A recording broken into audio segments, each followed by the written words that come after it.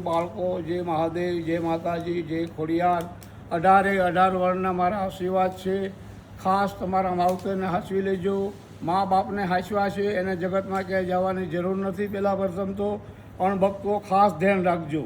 હંમેશ માટે કહેતો આવું છું ને કહું છું, તમારા માટે રોજ પ્રાર્થના કરું છું. 18 વર્ષના છોકરા તેજ થાય, આગળ આવો, પ્રગતિ કરો, ખૂબ પૈસો આવે, સારું ધન આવે, દીકરાની વહુ થઈને આવે લક્ષ્મી.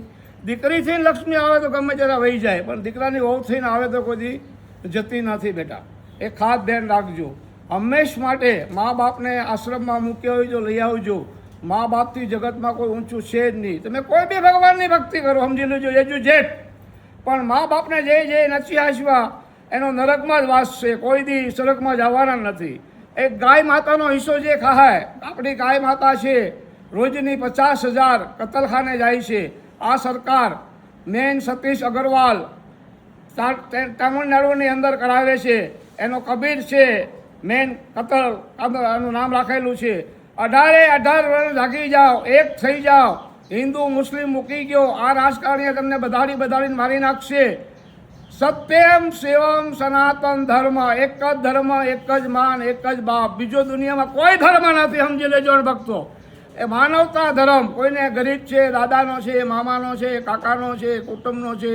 તમને ભગવાને આપ્યું હોય તો એના માટે મદદ કરો. પૂછો કે તારે કાંઈ તકલીફ, એમ બોલો અને હોકરો આપો તો એ માણસ જીવી જાય છે. ખાસ બેન દીકરીને દલાલી ખાતાની. મા બાપને આશ્રમમાં મૂક્યા હોય તો લઈ આવજો. ગાય માતાનો હિસ્સો કોઈ ખાતા નહીં, નકર નરકમાં જશો. આ સરકાર જેવું કોઈ નામ રહેશે નહીં. આ સરકાર એકદમ જવાની છે. દિવાળી આવશે એટલે બધું તફન થઈ જવાનું છે.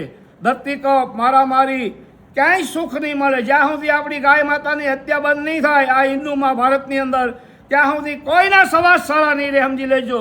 ગાય માં છે, આપણી માં છે, ધરતી માતા છે. ગાયે જ્યારે દરિયા મંથન કીધું ત્યારે 14 રત્ન નીકળ્યા હતા. એમાં ગાય માતા નીકળ્યા, કામદેશ નીકળ્યા. એમાંથી ગાય માતા તેલ ખાંડ બધું આપતા. ધરતી છે, ગાય માં છે. પછી બ્રહ્મા પાસે જઈને ગાય માતા બહુ રોયા હતા. પછી બ્રહ્માએ કીધું કે આનો અંત આવી જશે માં, હવે ધ્યાન થોડાક ટાઈમ ખમી જાઓ, હવે પાપ ભરાયેલું છે. એ પાપ તારા પર કાશ જાડેજા, ધર્મ તારો સંભાળ, તારી બેડલીને બુડવા નહીં દઉં, એમ તોરલ કહે છે. એને સાસરિયાની પત્ની મળ્યા હતા, સાસા સતી તોરલ મળી ગયા હતા. સતગુરુ મળ્યા હતા. તનને તાર્યા, સધીને તાર્યો, સાસરિયાને તાર્યો, જેસર જાડેજાને તાર્યો. જેસર જાડેજાએ બહેનું મારી, ભાઈઓ માર્યા, કુટુંબ માર્યું, જાનું લૂંટી. એટલા પાપ કર્યા પછી પૂંજાઈ ગયો. શા માટે પૂંજાઈ ગયો? કે એને સતગુરુ મળ્યા હતા. જ્યાં સુધી સતગુરુ તમને ના મળે ત્યાં સુધી તમને કોઈ કાંઈ કામ ન હોજે.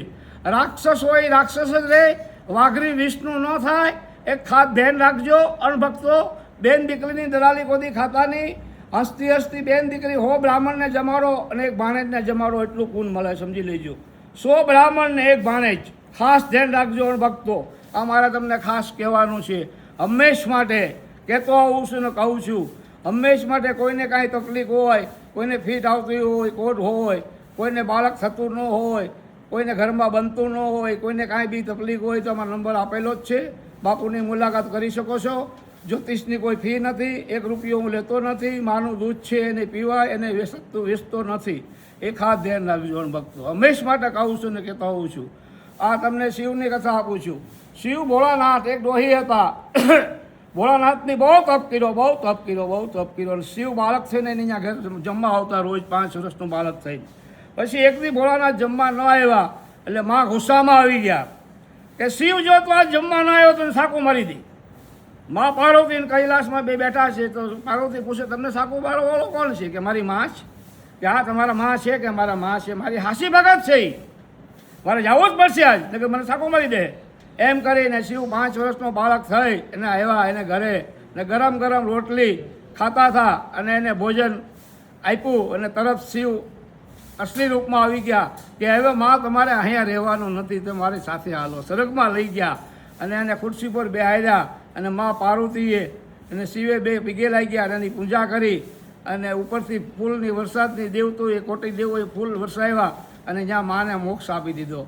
એ મારો શિવ, એ માં પાર્વતી, ગણપતિ, ગજાનન, શિવની હાથ પેઢી પૂંજાય. રામ છે, કૃષ્ણ છે, કૃષ્ણની હાથ પેઢી કોઈ પૂંજાતી નથી, રામની કોઈ હાથ પેઢી પૂંજાતી નથી.